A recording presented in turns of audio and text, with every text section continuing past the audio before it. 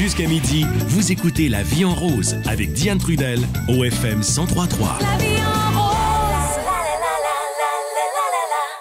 Et on voit La Vie en rose en compagnie de Louise Mercier ce matin de chez Albimax. Et avec elle, ce matin, on va parler de la déclaration du vendeur. Ben oui, on veut vendre notre maison. Il y a des choses à déclarer, que vous le vouliez ou pas. Louise Mercier, bonjour. Bonjour Diane. Et merci d'être là pour nous parler de l'importance de la déclaration du vendeur lorsqu'on vend notre maison. Qu'est-ce qu'il faut déclarer?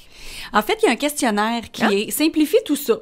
Il pose des questions sur tout. Donc, en fait, le questionnaire, il est très bien fait parce que, en fait, c'est au meilleur de votre connaissance. Évidemment, s'il y a eu, si vous avez une maison centenaire, vous savez pas tout qu'est-ce qu'il y a eu sur la propriété. Donc, c'est au meilleur de votre connaissance. Donc, à votre connaissance, par rapport à la toiture, par rapport à l'isolation, à la plomberie, s'il y a eu des fissures au solage, des réparations qu'on voit pas. Est-ce que vous avez les factures de ça? Si on va un petit peu plus loin. Il faut avoir les factures de ça, oui. Ben pas nécessairement, là, mais surtout ce qui est encore sous garantie, il faut garder les factures. Tu sais, si le toit, on le fait faire, je sais pas, exemple, le 7 ans, puis qui garantit 20 ans, ben ce serait bon d'avoir la facture encore, là. Pour les choses qui sont sous garantie, oui. Oui, tout à fait. Puis en même temps, ben si vous avez les factures, ben vous êtes plus en mesure de répondre aussi en quelle année telle chose a été faite. C'est vrai. Ou sinon, on dit environ en 2002 ou en 2003. Mais c'était pas garanti, c'est mon beau-frère qui a fait le travail. C'est ça. Par contre, les matériaux sont peut-être garantis. Oui. Tu sais, des fois, on peut changer un robinet, c'est garanti, je sais pas moi, 10 ans sur la cartouche, des affaires comme ça. Donc, vous pouvez conserver les factures.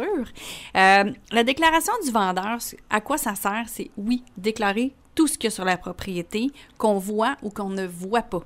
Donc, ça évite des vices cachés. Oui. C'est ça. Donc, ça protège le propriétaire-vendeur.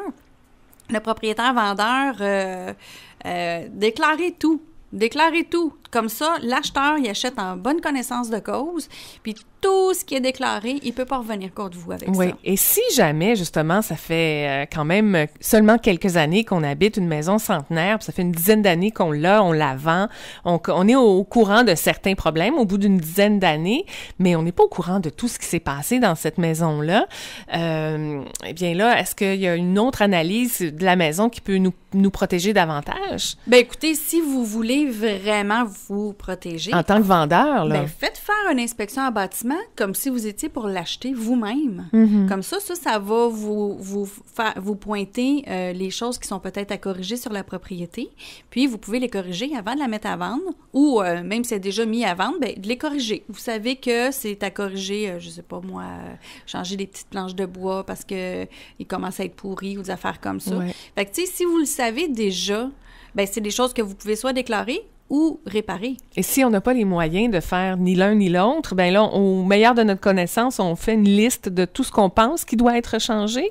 Et là, c'est l'acheteur qui va faire une inspection en bâtiment. Oui, mais c'est sûr, comme le caulking, tu sais, le scellant autour des fenêtres ou autour des portes, ça, c'est de l'entretien régulier. Ouais. Là. Donc, même si ça sort à l'inspection, l'inspecteur va le dire. Ça, c'est normal qu'à un moment donné, ça dessèche puis il faut le faire changer. Ouais.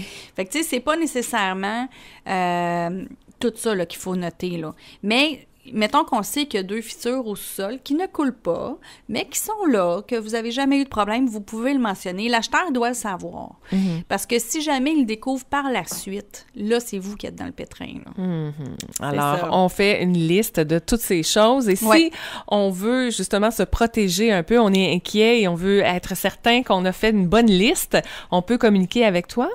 Tout à fait. Vous pouvez nous appeler au 1-855-ALBIMAX ou bien venir sur notre site internet www.albimax.com. Il y a même un rapport des 11 points à vérifier avant de faire une inspection sur votre propriété qui est gratuit que vous pouvez télécharger. Super. Eh bien, Louise, merci beaucoup d'avoir été là. On se retrouve la semaine prochaine. Oui, merci. La radio allumée. FM